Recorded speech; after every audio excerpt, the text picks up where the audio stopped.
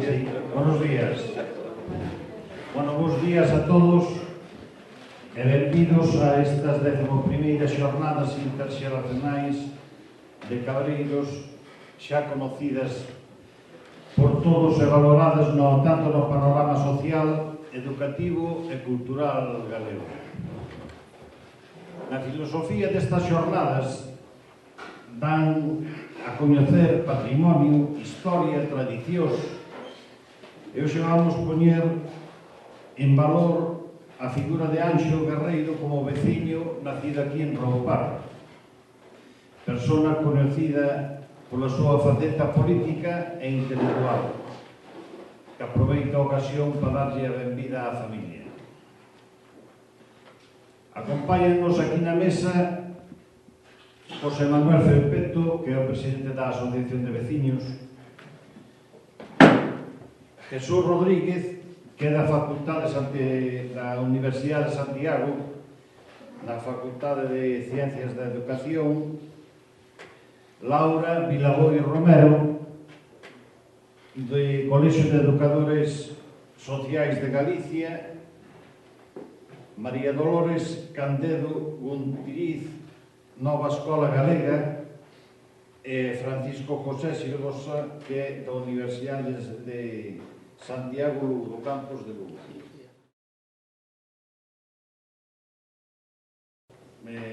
Deste xeito, para non enredar máis, eu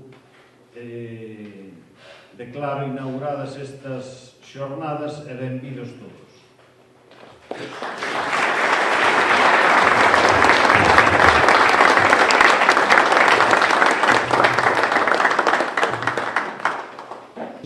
Solamente decir que, da parte que a nosotros nos compete, temos que agradecer que durante estes 11 anos fomos a pé deste camiño, desta senda, a Universidade e máis co Concello. Agora mesmo, como ben sabedes, a maior parte dos que están aquí, houve un cambio político, evidentemente non teño que ser máis que agradecido, porque neste caso Tomás Rodríguez, nestes 11 anos, creou desde o principio neste proxecto e apoiou este proxecto desde a parte do Concello que lle competía, evidentemente. Nosotros vamos a seguir traballando para que nesta escola siga respirando todo o que se respira aquí nas actividades que nosotros facemos, que é cultura. Cultura que chega a calquera que queira chegarse aquí. Moitas gracias a todos e que disfrutedes das xornadas non solamente deste sábado, senón dos sábados vindeiros. Moitas gracias.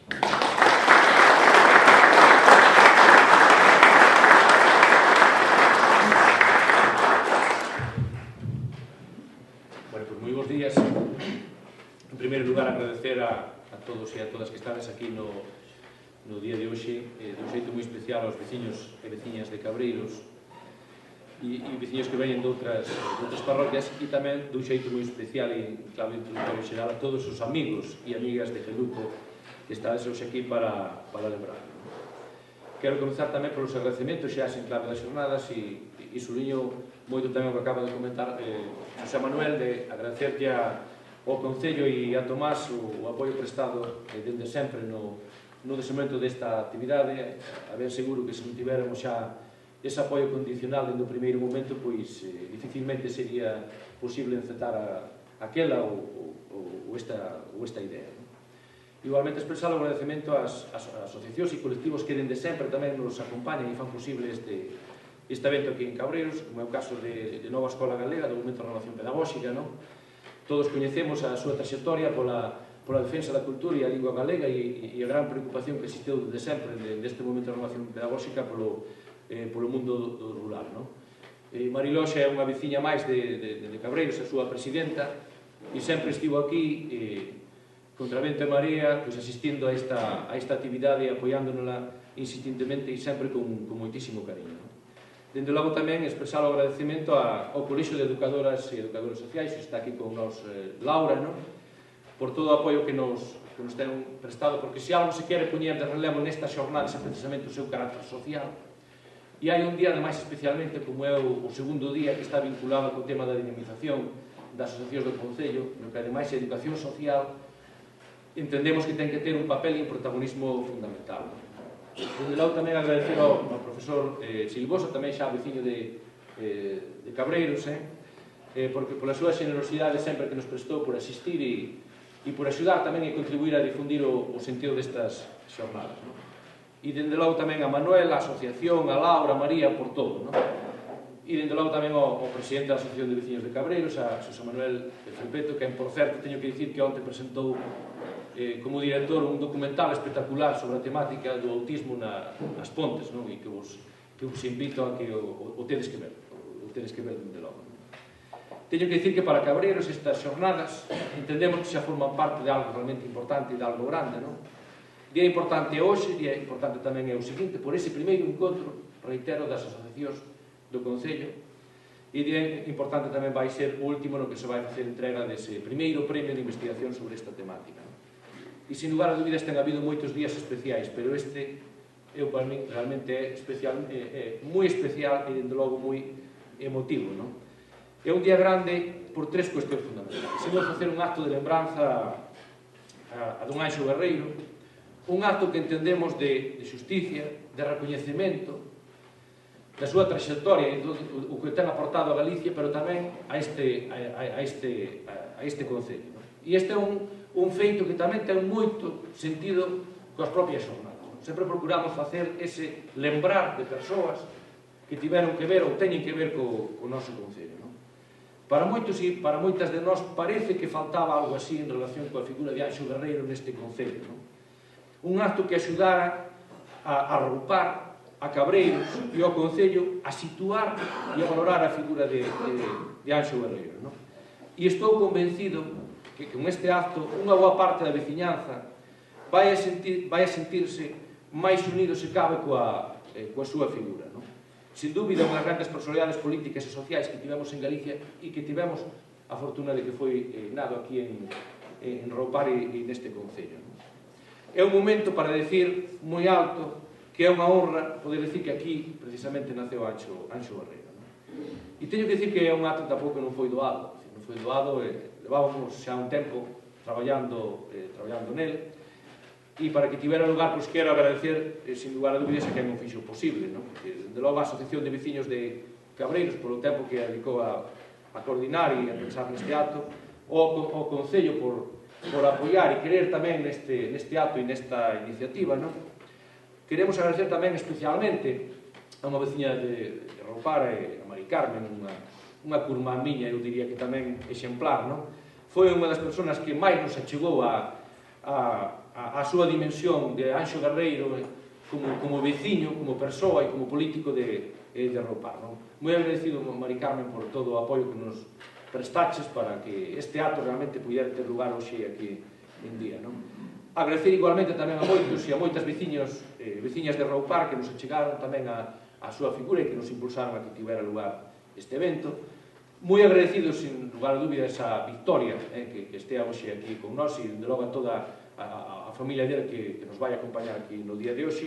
E dende logo tamén queremos agradecer especialmente aos ponentes, aos intelectuales que van a ser presentados a continuación por Moncho Paz, pois, en definitiva, aos amigos e amigas de Geluco que veñen aquí a axudarnos a comprender a figura de Geluco. E, sin lugar a dúbidas, tamén queremos agradecer moi especialmente a Moncho Paz, xornalista, nacido tamén na Terra Chá, membro do Instituto de Estudios Chairegos. Todos sabemos que é un gran promotor, impulsor e axuda a difundir a cultura na Terra Chá. Agradecemos moito o seu traballo e a súa generosidade por axudarnos tamén a dinamizar e a coordinar este acto dende o primeiro momento, é dicir, dende hai un ano, ofrecéusenos a acompañarnos nesta trayectoria no momento en que nós yo planteamos. Estamos moi agradecidos moito por toda a túa generosidade nesto. E tamén quero facer unha pequena lembranza, unha persoa que nos axudou dende o primeiro momento a sentar esas ideas de como poderíamos planificar este acto, o sentido que tiña as súas actividades, e neste caso tamén é un compañeiro da Facultade de Ciencias de Educación, membro de Nova Escola Galega, que foi o profesor Antón Costa, que dende o primeiro momento tamén se ofreceu sobre todo, diría, a guiarnos no desenvolvemento desta actividade. Bueno, moitísimas gracias por todo e moi agradecidos por estar aquí no día de hoxe.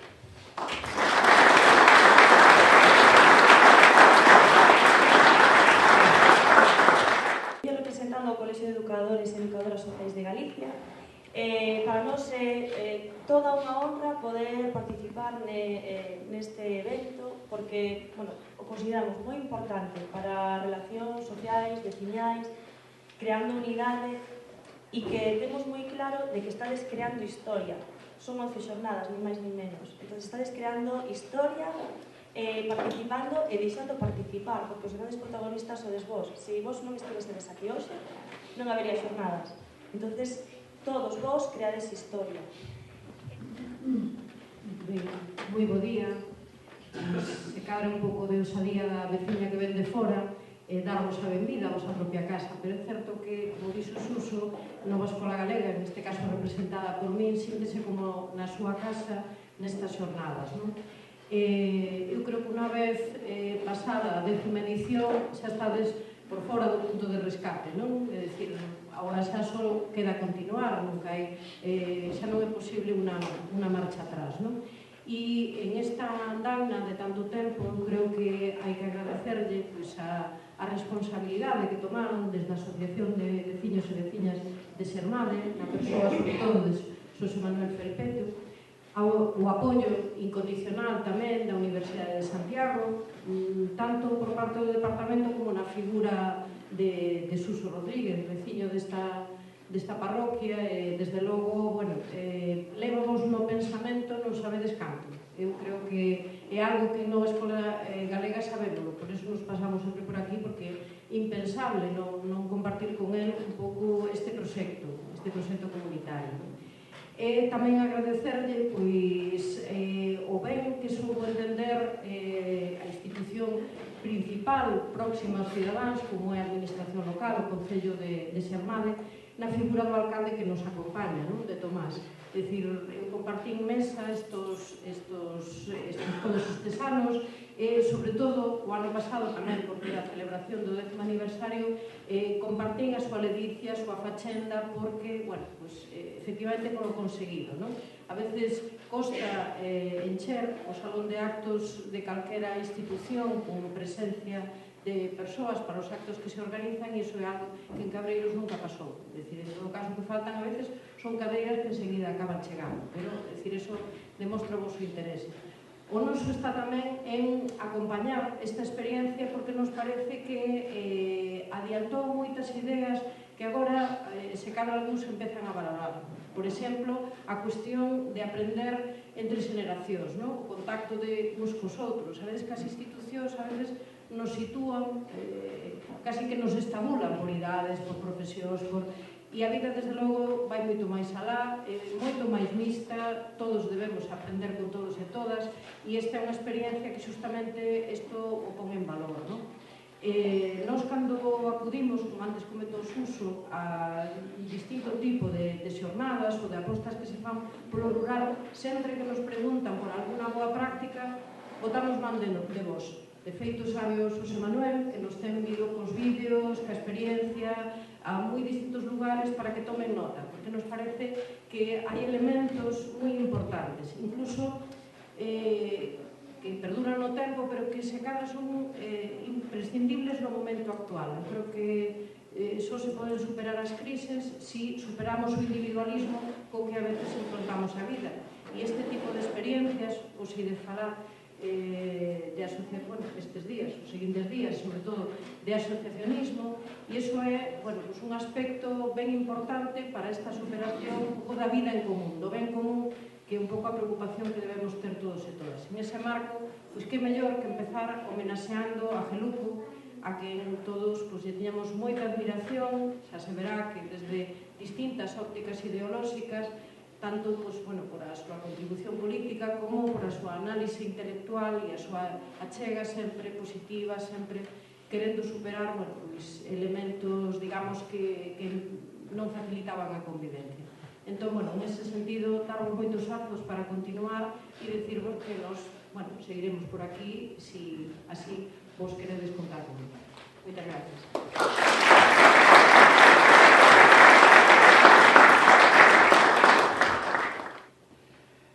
Eu aquí en Cabreiros síntome, volvo a repetir, como dixeche tú, que tamén síntome como miña casa, non só por dirigir, sino porque este ano colaborou o Axuntamento, a pedagoga do Axuntamento, o alcalde do Axuntamento, o presidente do Axuntamento, o alcalde, colaborou na formación de profesorado nunha materia que acabamos de estrenar na Facultade de Formación de Profesorado que se chama Escola Rural e o seu entorno.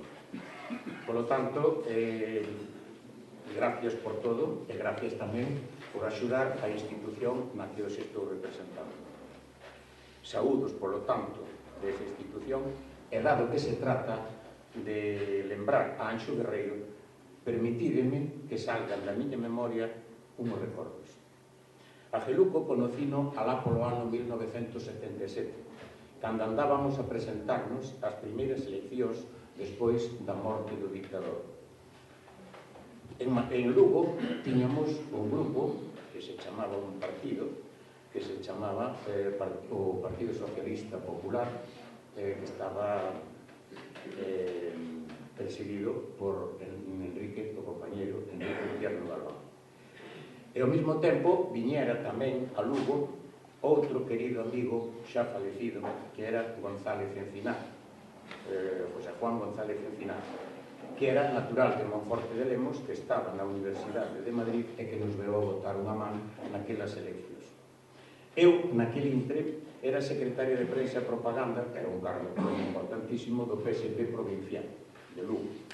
E ás veces, cando organizábamos os mítings na provincia, tiñamos o cuidado de non coincidir no mesmo sitio cos partidos e organizacións da esquerda para ser posible que houbera a maior cantidade de actos pola provincia e que non nos pisáramos uns aos outros.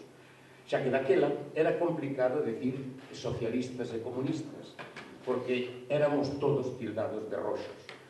E dai veu a miña relación con Geluco Guerreiro, nacida que naceu no e por teléfono. Físicamente non cheguei a coñecer a Geluco, a Guerreiro, ata a campaña seguinte do ano 1979. Por teléfono era por onde, a duras penas, preparábamos o calendario para conseguir facer un mitin diario e non coincidir no mesmo lugar os partidos de esquerda. Toda vez que me enterei de que iba a estar aquí Jesús Alonso Montero, quero recordar unha anécdota que viñamos de noite de un mitin, creo que era do Teleclub de Sante, no Concello de Trabajo. Os do PC creo que tuveran un mitin en Ribadeo ou por esa mesma zona. Paramos, na carretera estaba un coche parado.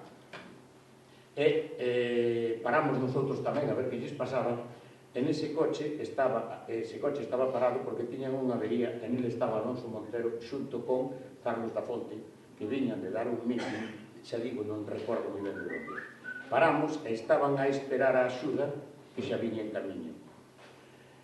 Geluco e eu volvemos a estar xuntos na campaña volvín a estar xunto con el na campaña en que foi elexido deputado por o Parlamento de Galicia. Non sei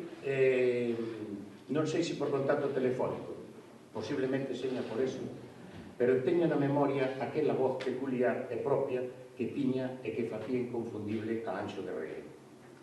Non quero utilizar moito tempo tampouco falando de aquí. Hai personas que hoxe que conocen a Geluco moito mellor que a mí. Pero non quería desperdiciar esta ocasión para, pola miña parte e pola da institución que veño a representar, lembrar a unha persoa íntegra, boa e sempre cercana e que loitou e pelexou por unha sociedade mellor, máis humana e máis igual. Non quero cansar. Geluco, sempre na memoria e na nosa lembranza. Moito gracias.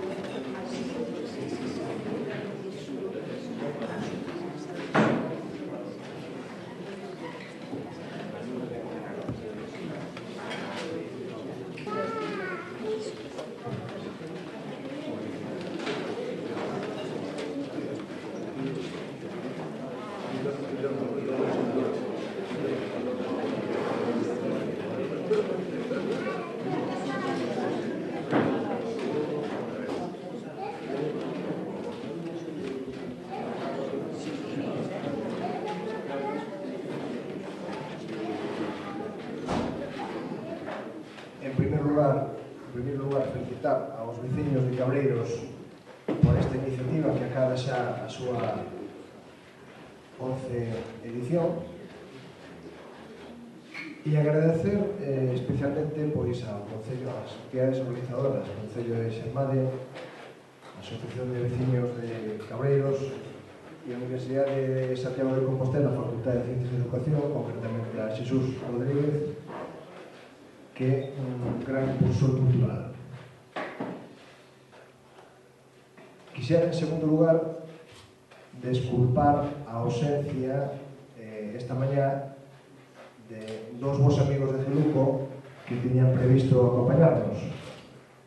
Emilio Pérez Tauriño, expresidente da Xunta, e Víctor Manuel Vázquez Portomeñe, exconselleiro. Ambos os dous disculpan a súa ausencia esta mañá connosco e mandaron unhas verbas de adhesión que vou ler a continuación antes de presentarvos ao resto da mesa. Bueno, antes de darlle paso ao resto da mesa, que me acompañan hoxe aquí, que son a miña esquerda, Xa María Castro Paz, sindicalista, gran loitador que estivo con Geluco ao longo da súa vida política, prácticamente sempre ten un grande paralelismo na súa trayectoria. Xesús Alonso Montero, presidente da Real Academia Galega, que foi profesor de Geluco no antigo Instituto Masculino de Lugo. Camilo Nogueira Román, ex-parlamentario, que coincidiu con Geluco como membro da comisión que redactou o anteproxecto de Estatuto de Autonomía de Galicia. Bos días a todos e a todas. En primeiro lugar, quería agradecer o convite a participar en esta mesa redonda aos organizadores destas xa 11 xornadas interxeneracionais do medio rural e ao mesmo tempo felicitados porque xa se poden facer xa unhas 11 xornadas, non?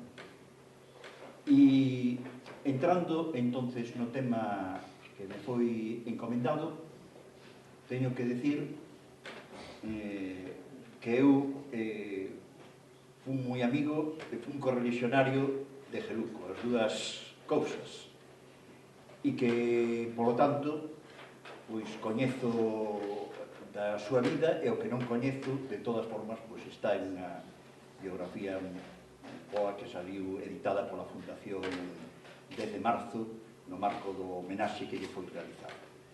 Geluco, como xa se dixo antes, naceu en Roupar, no Concello de Xermade, o 28 de agosto do ano 1945.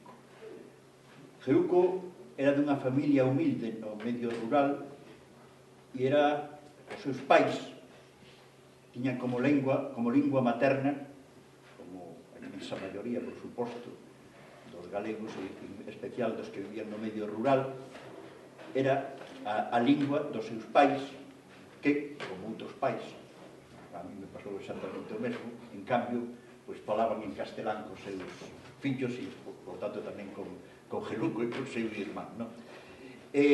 O pai era republicano anticlerical, digamos que dos anticlericais respetuosos, non? Pero realmente o podemos definir como tal, como definía Geluco. E a nai, en cambio, era católica fervorosa, pero tamén unha persona moi respetuosa e finalmente moi identificada con toda a loita que levou a cabo o seu fillo. Geluco, que naceu aquí, como decíamos antes, no ano 1946 se traslada a Lugo, xa que o seu pai accedeu a ser funcionario do transporte e entón se trasladaron a Lugo, onde nace o seu irmán Gil e donde siguen mantendo fundamentalmente, aí xogou un papel moi importante a nai, seguían mantendo de todas formas un vínculo co seu lugar de nacemento ao que viñan pois, en todas as etapas de vacacións do verano. Bueno, bon día. Como podes comprender, estou moi contento de estar aquí con vosco, e moi especialmente porque me toca decir unhas palabras sobre o meu amigo de todos nós, Luco Guerreiro. Quero, en todo caso, antes de comenzar a saludar a Vitoria, a súa muller e a familia que está aquí, con outros amigos tamén de Celuco, me honraron inmensamente convidándome a falar cando faleceu, incluso na homenaxe que se fixera en Santiago outras veces, porque para min, efectivamente, Celuco Guerreiro era un gran amigo e era unha persona que coincidíamos en todo. Muitas veces, cando estábamos falando, porque falábamos do que pasaba aquí e do que pasaba no mundo inteiro, tiñamos unha cordialidade de coñecimento e de trato que moitas veces era superior a que podíamos ter cada un de nós nas organizacións políticas na que militamos durante moitos anos, non? Tamén estou contento de estar aquí porque estou nunha parte deso que se chama mundo rural, non? O mundo rural galego, debe de saber, sabemos todos, foi o que mantivo a poboación máis populosa do Estado español no seu momento, en 1800 aínda, a Galicia, sobre todo a Galicia rural, onde estaba a inmensa maioría, tiña 5 ou 7 veces máis poboación que Madrid, diríamos o Coxe Comunidade de Madrid, e tiña o duplo da poboación que Cataluña, e de tal maneira que únicamente o trato recibido por Galicia nos últimos 2 séculos explican como, a pesar de estar a nosa cidade vivísima, pois agora resulta que temos moito menos poboación que os demais partes do Estado. Moitas delas, aínda que a poboación galega non está somente aquí, sino tamén está no mundo inteiro, a través das persoas galegas que emigraron e incluso a través da nosa lingua, que é unha das máis faladas do mundo inteiro, máis que incluso que o francés, e toda esa riqueza naceu justamente no mundo rural, que mantivo durante 500 anos vivísima e evoluindo de forma natural, incluso evoluindo igual que o portugués, a lingua filla, por así decirlo, mantivo vivísima na rica cultura agraria. O sea, diríamos culturalmente, a sociedade industrial, na cuestión lingüística moi especialmente, sabemos ben, é pobrísima en relación coa riqueza do mundo agrario, que trata de todo, dos traballos, do tempo, da chuvia e, en fin, dos sentimentos, da familia, etc. E esta sociedade que mermou desde o punto de vista poboacional por razóns obxectivas, iso pasa no mundo inteiro, está ahora, e eu percibo porque estou atento ao que está pasando, está ahora de novo introducindo nas cidades a nosa lingua. Cada vez máis en Santiago, temos a fortuna que vivimos en Santiago de que hecho así, vemos que hai rapaces e rapaces que están estudando e que manteñen a lingua dos seus pais. Hai un fenómeno novo, agora están chegando xente que cruzaste con elas e resulta que están falando como falaban os seus pais e os seus avós, un fenómeno novo que supoño que incluso fará que, incluso fonéticamente, cada vez máis os que falamos galego sempre, falemos aínda mellor que eles, non? Por lo tanto, teño que celebrar estar aquí, celebrando tamén, por outra parte, que esta vitalidade que se revela neste acto non é en absoluto única. En todas as vilas galegas hai agora unha actividade cultural absolutamente asombrosa e a xente nova das vilas rurais, das vilas que chamamos rurais, en Carballo, por exemplo, a vida está na liga como na Coruña, e iso é unha cosa que poñe de manifesto, pois está habendo un resurdir que eu creo que se vai expandir por toda Galicia e colocar a nosa cultura e o noso propio país no lugar que lle corresponde, non? Dito isto, quero saudar a todos vos, especialmente a Moncho Paz e a Xaime Rodríguez, os meus compañeros, o presidente da Academia, por estar aquí, o alcalde, para decir unhas palabras que optei por consello dos que me convidaron, pero tamén por a miña propia intención, en relatar unhas coincidencias que tivemos Celuco Guerreiro e máis eu, e a xente como nós que nos acompañaron, que convivimos durante os anos, ainda que Celuco era moito máis novo que a min, debe de saber, 9 anos máis novo que a min, durante tanto tempo, non?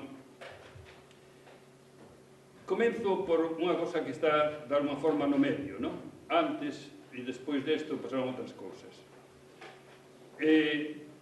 Cando estaba en dúbida se Galicia tería un estatuto semellante ao de Cataluña e Euskadi, e os tres procedentes do Estatuto Republicano, pensade que o recoñecimento de Galicia, Cataluña e Euskadi como nacionalidades é a única pegada específica que hai na Constitución actual do tempo republicano. O tempo republicano é negado, pero en cambio ese fenómeno de recoñecernos chamas nacionalidades, pero de recoñecernos como nacións por esta Constitución, justamente recoñecendo esa realidade republicana. Cando pasaba isto, Geluco, Ceferino e máis eu estábamos no Congreso dos Diputados, non éramos diputados, claro está, estábamos no Congreso dos Diputados defendendo que se recoñecera este carácter de nacionalidades. Incluso algún diputado do PP, concretamente Milán, tamén contribuiu en aquel momento a que este fenómeno se producira.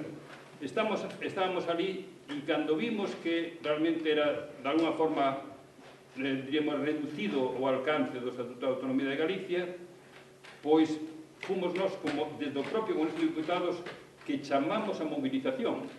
Non é que a movilización que hubo en Galicia de centos de miles de persoas a fixamos nós, pero a iniciativa política é certo que foi a través dos nosos partidos que se produciu desde ali, e aí participaron muitísima xente en toda Galicia, demostrando. Antes, Xa María Castro dixo algo sobre isto tamén a outras movilizacións, de que a sociedade galega nunca foi sumisa e sempre estuvo á cabeza das movilizacións neste tempo, incluso noutros tempos históricos que non vou recordar, pero podía decir, por exemplo, que o primeiro país liberado das tropas de Napoleón foi sin dúbida Galicia, e que estuvo a cabeza da derrota que sufriu Napoleón por motivos simples de que estaba invadindo un país que non lle correspondía, non me meto noutras cuestións, non? Ben, pois, desde aí fixemos isto e Galicia empezou un tempo en que, por desgracia, non foi gobernada maiormente polos partidos que creían en Galicia como nación, pero que contribuiu, diríamos, deixou un pouso que se ten que manifestouse e ten que manifestarse tamén no próximo futuro. Pero antes disto, quero decir que Geluco e máis eu estuvimos xuntos no Estatuto 16, deixamos unha pegada importante. O Estatuto que se aprobou despois non era exactamente os 16, pero, de alguma maneira, os que creíamos en Galicia como nación, e éramos demócratas e éramos de esquerdas, tamén deixamos aí esa pegada. Estuéramos xa antes nas loitas do 72, sabedes ben que, como se acaba de decir, en Ferrol e en Vigo estuvemos a cabeza tamén das movilizacións do Estado español. Eu non sei que en ninguna parte do Estado español se producira ese fenómeno do 72, non o sei. Creo que non, aparte das mortes que se produciron en Ferrol, esa movilización en pleno franquismo, por así decirlo, non creo que se teña repetido en outros sitios. Nós, por exemplo, en Vigo, xente como a mí e outra xente que formamos o grupo Galicia Socialista, do que naceu o sindicalismo estritamente galego, estamos ali e ao mesmo tempo estábamos traballando conjuntamente con comisións obreiras. As comisións obreiras tamén estaban nacendo nese momento e éramos un grupo pequeno naquel tempo que tiñamos a ousadía de manifestarnos no 1 de maio na Rúa do Príncipe como consecuencia de que uns cantos berros a veces deriváronse en que xente fora xulgado polos tribunais de español. Nese tempo eu tamén coñecín a Santiago Álvarez, por certo, amigo íntimo e recoñecido, digamos, colaborador mutuamente con Daniel Castelao, e todo eso forma parte tamén desa experiencia común, por así decirlo, non? Despois, estuvimos no Parlamento Galego. No Parlamento Galego estaba formado maiormente por xente que non creía na autonomía siquera. Nós queríamos moito máis que a autonomía, pero moita xente non compartía eso, pero resulta que a presencia nosa, a presencia despois tamén de Esquerda Galega 3 diputados máis, a presencia de diputados do BNPG e sucesivamente tamén despois do BNG, fixeron que se aprobaran cousas que sería impensable que se aprobaran se non estuviéramos ali. Concretamente, estábamos en Jeruco máis eu ali, pero foron recoñecidos por a iniciativa nosa, non? A bandeira dos galeguistas, o himno dos galeguistas e a lingua galega foron recoñecidas unánimemente no Parlamento galego, donde dominaba a xente de dereita, a dereita que fora incluso franquista, por así decirlo, incluso coa colaboración que hai que recoñecer do Rosón, o presidente do Parlamento, e de Gerardo, do presidente da Xunta, que votaron discursos, se poden ler no diario de sesións, que realmente resultan a estas alturas sorprendentes. Pero se non chegamos a estarnos ali, incluso 4 persoas que se presentaron por o Partido Socialista, isto sería absolutamente imposible. Excuso de decir que Jeruco Guerreiro era un gran parlamentario, un inteligente parlamentario, e as súas intervencións, como a de todos nós, pois están aí no diario de sesións. Se alguén ten a curiosidade histórica de ver quen fixo traballo non no Parlamento galego, porque creíamos na institución, pois levará posiblemente moitas sorpresas, porque hai atribucións políticas que se fan a certas persoas que non se corresponden en absoluto coa creación desde o Parlamento dunha idea de Galicia, non solamente as que vou citar, sino incluso da economía, da xeografía, da situación de Galicia no mundo, etc. Jeruco máis eu éramos 2 europeístas. Eu tuve a fortuna de ser elegido parlamentario no Parlamento Europeo.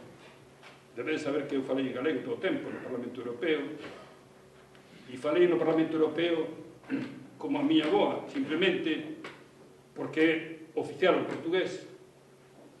Eu non falei en portugués, no que se entende do lisboetismo, pero sí falei na mesma lingua e foi recoñecido ali sin ningún problema. Durante 5 anos levantábame no Parlamento Europeo, decía simplemente obrigado, señor presidente, para dar un signo de que estaba falando en galego, e falei tranquilamente sin ningún problema.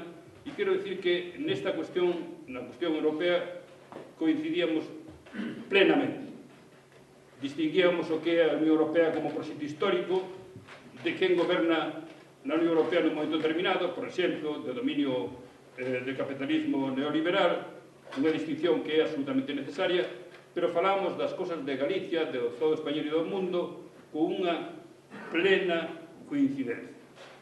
E termino con isto. Despois, Jeruco non tuvo a oportunidade de representarnos no Parlamento, pero tuvo unha actividade intensísima escribindo, falando a través da televisión, falando na radio, e eu sempre coincidí con él en todas as palabras que podía expresar. Tuvemos un gran entendimento e eu creo que lamentamos todos, evidentemente, a súa morte, é cousa que non ten máis remedio, pero aquí debo decir que estou tremendamente orgulloso de ser amigo de Jeruco. E permitidme, en todo caso, que repita o que dixen antes. Eu creo que esa eclosión que hai no mundo alleo, non alleo, pero, en fin, diferente das cidades de Galicia, está, creo eu, enchoupando a toda Galicia, e como mostra este acto que hoxe celebramos, e agradezo muitísimo que me teñades convidado. Nada máis, moitas gracias.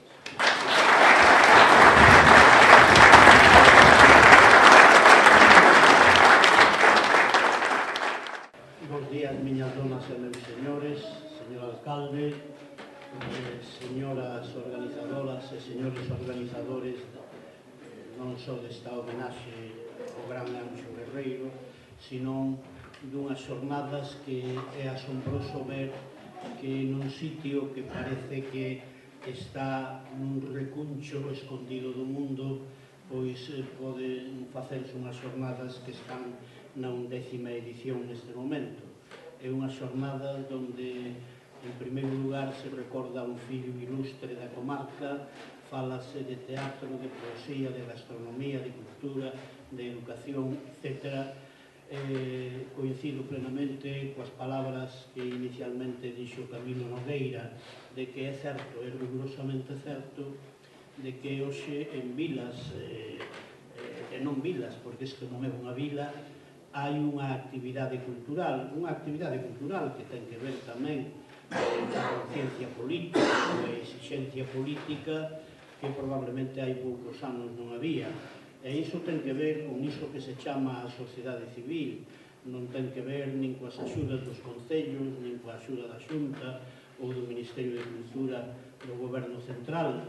Ás veces, como eu acabo de percibir aquí na presentación deste acto, hai esas axudas, pero en todo caso é a sociedade a que quere falar de educación, a que quere falar de socioloxía, a que quere falar do medio rural.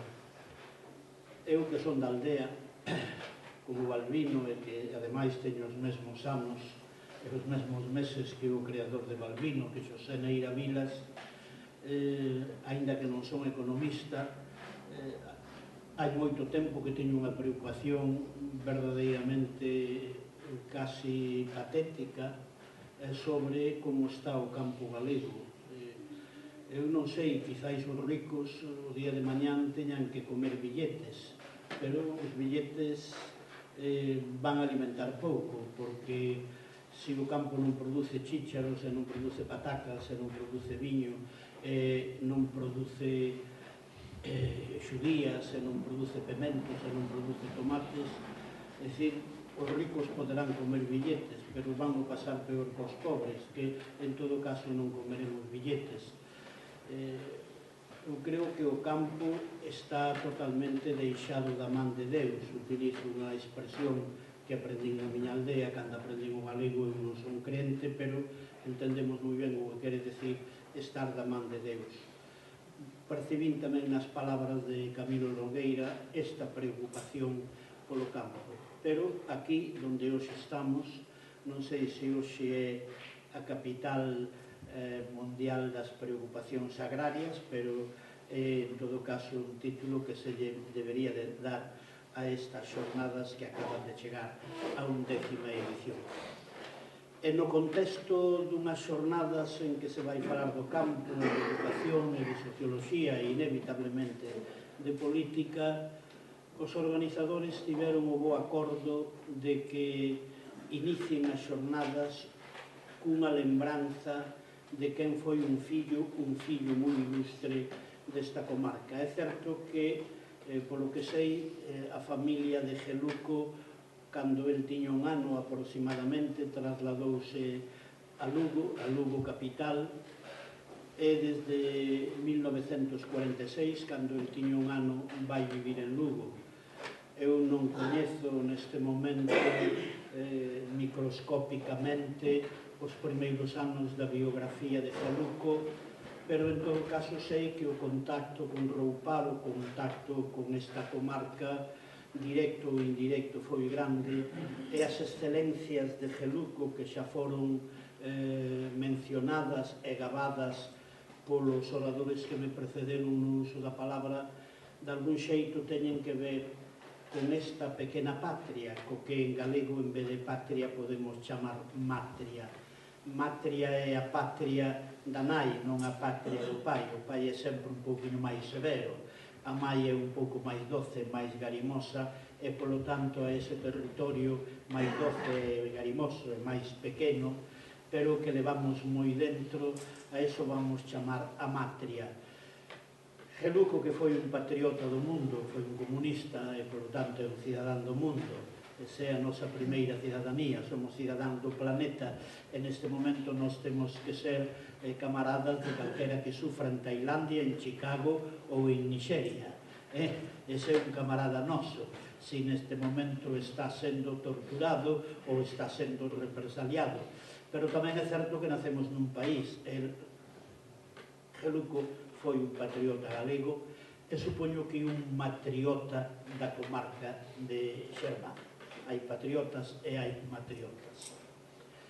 Eu felicito fervorosamente os organizadores destas xornadas que, saíndos un pouco do esquema, porque aquí non se fala exactamente de educación ou de agricultura ou de economía, lle dediquen o primeiro encontro das xornadas a figura de Geluco. Eu de Geluco teño que falar forzosamente como calquera dos compañeiros que falou del, pero eu teño unha percepción de Geluco que eles non teñen. Teño unha percepción, en certo modo, casi de pai, porque Geluco tiña pouco máis que a idade dos meus fillos cando Geluco terminaba no Instituto de Lugo o seu último curso, que era o preuniversitario. Estaba a punto o meu fillo maior de ingresar no primeiro curso dese instituto. Eu coñecín a Geluco nun período da súa formación que nin Camilo Nogueira nin Xan María Castro coñeceron, que o van coñecer cando Geluco xa está formado, cando Geluco xa está definido, cando Geluco xa está constituído como cidadán, cando xa ten un determinado ideario político e cando xa ten unha determinada perspectiva sobre o pasado, sobre o presente e sobre o futuro. Con frecuencia se di que a patria do ser humano é a infancia, os anos da nenez. E, en efecto, en non pequena medida, moitas veces somos de adultos, algo que está en consecuencia que nos pasou na infancia. Pero eu tamén, máis que nesto, creo, no que dixo, creo que foi Max Au, un ilustre exiliado valenciano, francés valenciano, que dixo que a patria do ser humano é o bacharelato. Aqueles que tiveron a sorte de estudar en o bacharelato na época en que Geluco estudaba, moita xente do campo non estudaba o bacharelato. Eu mesmo estudei por circunstancias moi curiosas que non vou mencionar aquí, o bacharelato nunha época en que na miña aldea, na miña parroquia, casi na miña comarca, ninguén estudaba o bacharelato. Pero aqueles que tiveron a sorte de estudar en o bacharelato, en efecto, teñen que recoñecer con Max Au que a verdadeira patria do home é o bacharelato. Eses anos que van dos 10 aos 17, grosso modo, foi o caso máis ou menos de Geluco, en que se encontra cuns determinados profesores, en que ten acceso a determinadas lecturas, en que se encontra con determinados compañeiros, algúns un pouco máis sabios, algúns algo máis instruídos, algúns que por viviren na cidade, por seren fillos de médicos ou de arquitectos ou de profesores, teñen libros que Geluco, que non ven desa procedencia, probablemente non tiña. Por lo tanto, a persoas como Geluco, o bacharelato vai nos marcar. Aquí díxose, un pouco desmesuradamente por parte do meu vello amigo e camarada Xan María Castro, de que cando Geluco está no Instituto de Lugo, pois un bo día parece que se produce naquele instituto unha especie de pequena conmoción, porque chega un profesor que é catedrático de Lingua e Literatura Española, que se chama Xesús Alonso Montero. Bueno, eu certamente non sei se era un profesor moi convencional, eu era como era, cada un é como é. O que pasa que naquela época, en pleno franquismo, eu chego ao Instituto de Lugo no ano 1960, eu era como era, pero moitas veces procuraba ser como non era, porque determinadas palabras que me gustaría decir, determinados aturuxos que me gustaría emitir, determinados berros que me gustaría proferir, son berros, aturuxos e palabras que non emitín, porque eu ben sabía que se as emitía diante daqueles rapaces, os rapaces iban quedar moi contentos de que o profesor dixera cousas que outros non decían.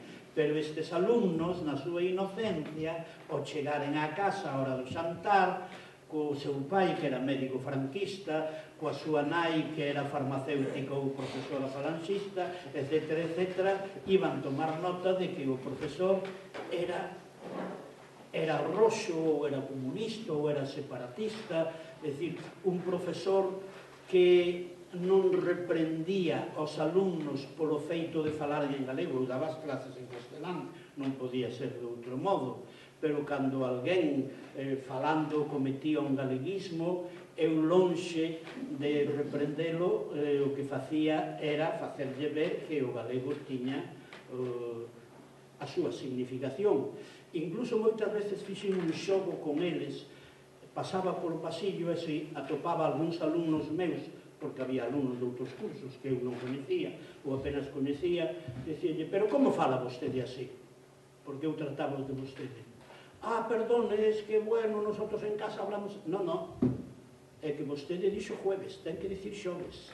É dicir, eu reprendíos porque falaban malo galego, non porque falaran o galego. Eu tive a sorte de ser profesor de determinados alumnos. Algúns foron mencionados aquí. Un deles é Geluco, Anxo Guerreiro, no curso 1960-1961. Eu recordo a miña primeira clase a estes alumnos. Eu tiña que explicar un curso de Historia da Literatura Española desde os seus albores ou inicios ata o tempo presente. Non había moito tempo porque a historia da literatura española é moi grande e en tantos séculos hai un número realmente elevado de escritores tan importantes que pouco un podía decir deles. Pero eu recordo que a primeira clase, e digo isto porque quizáis axuda a entender algunhas das cousas que se dixeron aquí, na primeira clase eu non falei da primeira lección que viña no libro, o libro de texto que eles tiñan, que era o libro de José Manuel Brecua. Nese libro, a primeira lección non era o cantar de Miociz. Cando eu estudei o bacharelato, empezábase polo cantar de Miociz, século XII, quizáis 1140. Pero cando eu xa era profesor no bacharelato, a literatura española empezaba un século antes, no século XI, porque un sabio francés, un erudito, un filólogo francés, descubrira, había pouco, no ano 48, uns poemas redactados nun idioma que non era o castelán, nun idioma que era bastante parecido ao galego, e que era o idioma que falaban os cristianos que vivían en contacto cos árabes na parte meridional de España. Ese idioma era o mozárabe. Esas jarchas mozárabes son moi parecidas ás nosas cantigas de amigo redactadas en galego do século XIII ou do século XIV. Esa sería a primeira lección que eu teria que explicar. Pero eu non expliquei esa lección. Recordo que eu fixenlles unha lección teórica en que me fixen 3 preguntas diante deles. Porque eu dixenlles, señores, eu voulles explicar literatura española. Por literatura española entendíase xa daquela, aínda en pleno franquismo, evidentemente literatura en castelán, había que explicar a Orce Preste de Ita, a Garcilaso, a Fray Luis de León, a Quevedo, a Cervantes, a Espronceda, etc. Pero xa se permitía que un lle dedicara unha lección oficialmente á lírica galego-portuguesa. Aquí citouse a Arturo Reguera, e Arturo Reguera é hoxe un especialista en lírica medieval porque se aficionou moito a aquel tema. E mesmo, cando se chegaba ao XIX, tamén se podía explicar Rosalía como poeta en castelán, pero Rosalía como poeta en galego. E Verdaguer, poeta en catalán, só foi poeta en catalán, que tamén se explicaba. Pero fora deso, todo era literatura española en lingua castelán. Pero eu dixenlles, como vamos falar de literatura, eu creo que paga a pena preguntarse que é a literatura, porque a literatura non é unha lista telefónica en que hai nomes de autores que nacen, que morren, que se casan, que teñen amantes, que escriben libros, que escriben novelas. Bueno, esa erudición fai falta, pero iso non é a literatura. A literatura son os textos que os escritores escribiron e que, neste caso, os meus alumnos terían que ler, ou ler en parte, coa miña guía, coa miña orientación, bueno, co que eu pudera axudarles. E vamos facer 3 preguntas. Para que se escribe? Para quen se escribe? E por que se escribe? Claro, eles non estaban afeitos a este tipo de clases. E eu contestei, pero eu contestei seguindo un pensador en boa parte marxista, a Sartre, é un libro que ele publicara no ano 48, que se titulaba Que é a literatura? Bueno, para quen se escribe, escríbese para os lectores. Pero quen escribe para os lectores? O escritor. O escritor, a hora de escribir sobre un tema, sabe que escribe para os ricos ou para os pobres, para os máis cultos ou para os menos cultos. E o escritor, cando escribe, é un cidadán que está comprometido cos pobres ou non está comprometido cos pobres. E por que se escribe? Escríbese porque entendemos que as palabras tamén poden contribuir á modificación social, política e cultural da sociedade.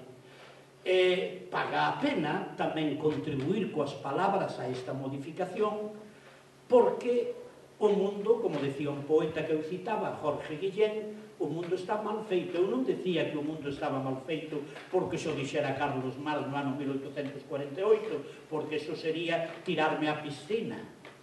Eu citaba un poeta, un católico, que se chamaba Jorge Guillén, que tiene un verso: el mundo está mal hecho. Como está mal feito, señoras e señores, temos que facelo ben, porque non é un delito que un profesor de literatura diga que coas palabras tamén podemos mellorar o mundo. Eu estaba falando do que daquela estaba de moda en Europa e non en España, que era a España franquista, do compromiso literario. O escritor ten que estar comprometido, pero eu creo que ten que estar comprometido todo o mundo, e todos estamos comprometidos. O que pasa que o presidente, o delegado do goberno de Valencia, estaba comprometido coa súa codicia persoal. Soubémolo hai uns días. Bárcenas está comprometido. Bárcenas é un tipo comprometido. Podía haber sido alumno meu. Sí, porque todo o mundo ten que estar comprometido, pero hai compromisos de compromisos. Eu que quería que a xente non estuvera comprometida con Bárcenas. Non é que eu fose tan sagaz ou tan listo que xa profetizase a Bárcenas. Pero bueno, en pleno franquismo estaba dicindo que había ricos e pobres, que había privilexiados e que había desfavorecidos. E dos meus alumnos, empezando polo propio Geluco, o 90% eran xentes que tiñan que medir moi ben o tamaño do bistec a mediodía. O tamaño do bistec. Geluco é alumno meu de sexto curso de literatura española do 60 ou do 61. E logo foi, no que daquela se chamaba preuniversitario, logo briocou, dunha asignatura moi rara que puxera o franquismo e que a experimentou durante 4 anos. En vez de estudar literatura española ou un longo período de literatura española, obrigábanos a que explicásemos aos alumnos unha soa obra dun autor. Eu, que estuvera o ano anterior no Instituto de Palencia, explicara o Quixote. Non está mal, pero o ano que chego a Lugo, os de preuniversitario, teño que explicarles eu e todos os profesores dos institutos de España e dos colexios onde se cursara o bacharelato un poema de 63 estrofas de Góngora que se chamaba Fábula de Polifemo e Galatea. Antón Santamarina foi alumno desta materia. E no curso de Geluco o que nos manda o Ministerio, e dai non podemos saírnos, é falar de Lope de Vega e dunha obra de teatro que se chamaba El villano en su rincón. Que, por certo, el tal villano en su rincón é unha obra que, leída dunha determinada maneira, prestábase a que un fixera un pouquiño de socioloxía e un pouquiño de política. Tanto que eu pensei logo, porque pasou o tempo, que algúns papás preguntaban aos fillos que, e don Jesús os hablou de política e te hablou del villano en su rincón e falou de que era un labrador moi rico, pero que claro, os labradores ricos vivían moi ben, pero os labradores pobres pasaban fame. Dixo eso, pois debe de ser comunista, e dicían os rapaces inocentemente, bueno, pero todos sabemos que hai labregos que pasan fame.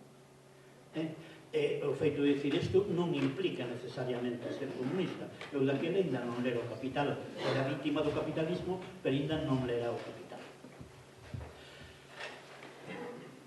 Geluco, querida Vitoria, querida familia de Geluco, non foi no bacharelato ata donde eu sei, pero aparte de sei o que facía na miña clase, tamén sei por outros colegas o que facía noutras materias. Non foi un alumno moi aplicado, non foi un alumno de matrículas, non foi un alumno de sobresaliente, pero eu que teño sido profesor moitos anos sei que houve alumnos meus de matrículas que logo foron malos na universidade e ao revés, eso depende de moitas cousas. Pero non facía falta, polo menos no meu caso, que xa tiña algunha experiencia, que un alumno fose moi erudito, que estudase moito e que tomase nota detallada de todo o que decía o profesor e de todo o que viña no libro. Eu a Geluco coñecino nos exercicios de redacción ou, en todo caso, nos exames en cuestións en que quizáis non sabía moito porque non estudara moito, pero adornábaas tan ben, redactaba tan ben, defendía tan ben o pouco que sabía que parece que sabía moito. Isto ten que ver co talento, isto ten que ver coa facilidade de pluma. E se agora vostedes teñen ocasión de ver este libro, é do ano 8, así, non? En que unha boa parte son artigos publicados nos últimos anos da vida de Geluco, como dixo Xan María Castro, tanto na Voz de Galicia como no periódico de Madrid, El País, decataranse que Geluco, que quizáis non era exactamente un economista, nin era un especialista en socioloxía, nin era o mellor politólogo de España, cando aborda calquera cuestión, aborda sempre cunha seguridade e, sobre todo, cun gran didactismo. Expón en folio e medio ou en 2 o problema tan ben que o que queda claro é que ele entende ben o problema e non só o entende ben, sino que nos lo explica moi ben a persoas que non sabemos moita economía ou moita socioloxía ou moita política. Estas cualidades, agora é moi fácil decilo, como iba a dicir no ano 60 que Geluco estaba chamado décadas despois a escribir na Voz de Galicia artigos que impresionaran pola súa claridade, polo seu didactismo, polo seu espírito pedagóxico. Agora é moi fácil a touro pasado decir o que eu estou dicindo, pero estáse cumprindo. Non era alumno de matrícula de honor, eu sei quen levou matrícula de honor neses cursos. Non era alumno sempre de sobresaliente, pero era un alumno que se defendía moi ben, que redactaba moi ben. E cando un domina a palabra escrita, pero tamén sabemos, soubose logo no Parlamento, o dominio que tiña da palabra oral. Eu incluso sei algunhas interioridades da vida parlamentaria de Geluco. En máis dunha ocasión, cando había que debater no Parlamento algunha cuestión administrativa ou económica un pouco abstrusa para él, falaba con economistas amigos, fosen ou non do Partido Comunista ou dun partido máis ou menos afín, que lle aclaraban determinadas cuestións que logo ele expuña as mellor que quen fora unha hora antes o seu aclarador. Que quere dizer? Isto é un problema de inteligencia. Sería pola nosa parte decir aquí que era o máis sabio en economía, o máis sabio en socioloxía, o máis sabio en historia. Non o era. Tampouco se lle pide isto ni ao xefe do Estado, ni siquiera os xefes do Estado lexítimos, os elexidos en eleccións, non como o xefe de Estado que nós temos do ano 76, que son a dedo divino, ademais, con dereito a equivocarse. Claro, como son divinos, bueno, non lle pedimos a un xefe do Estado electo, non lle pedimos a un presidente do goberno que sexa especialista en economía, en historia, en politoloxía, en socioloxía, etc. Pedímoslle que teña unha cultura xeral, que teña criterio, que teña asesores, que saiba escoller os asesores, que saiba rexeitar os asesores, etc. Eso que se lle pide a quen ten unha responsabilidade tan elevada. Bueno, pois, Geluco era capaz de darlle leccións de economía ou de socioloxía a quen fose especialista en calquera desas materias. E son os trazos, as cualidades que eu advertín, sobre todo no curso 1960-1961, cando el facía un exercicio de redacción, algún traballo escolar dos que os profesores daquela mandábamos para casa, ou algún examen, e insisto no que xa dixen antes, eses exames donde se cadra non estudara moito, pero o pouco que sabía defendió tamén que terminaba levando unha nota superior aos seus merecementos. Isto ten que ver con que logo hoxe ninguén cuestiona. Aquí díxose que foi un brillante parlamentario, e sempre que se fala de Geluco como parlamentario, todo o mundo utiliza o adxectivo brillante. E non só foi brillante, senón que foi enxeñoso moitas veces. E Geluco, que era un home moi próximo, moi cercano, un día tomando un café, creo que non bebía nada, Geluco. Geluco era un home austero. Geluco casi parecía unha anacoreta. Geluco era algo así como Isá Díaz Pardo, de 40 kilos de peso mal contados, e eu creo que con medio euro ao día mantíñanse. Foi lástima, en fin, que non estuvese, eu que sei, de delegado do goberno en Valencia, porque se tivese que roubar, roubaría 80 euros cada 3 anos, porque con 80 euros sobraba. Geluco non tiña coche, porque se cadra parecía unha ostentación.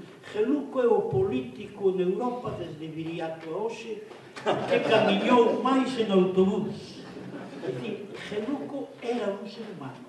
Eu sempre digo, o día que Geluco gobernase como presidente de Galicia, como mínimo, o que tiña perfecto dereito, era tan entrañable, era tan bo, era tan xeneroso, era tan cálido, era tan próximo, que como gobernante o día que decretase, os decretos sairían desa fonte, sairían da fonte da bondade, sairían da fonte da xenerosidade, sairían da fonte da entrañabilidade, porque os decretos, cando Rajoy decreta, estamos sempre recortando, estamos sempre ameazando, non podemos falar, non podemos comer, etcétera, etcétera, etcétera. Geluco faría decretos que parecerían poemas, serían poemas en prosa, o sea, no boletín oficial do Estado ou no diario oficial de Galicia sairían decretos redactados por Geluco que serían unha lección de humanismo. A xente comería máis, bailaría máis, aturuxaría máis e cantaría máis. Este sería Geluco. Perdemos con Geluco esta gran oportunidade.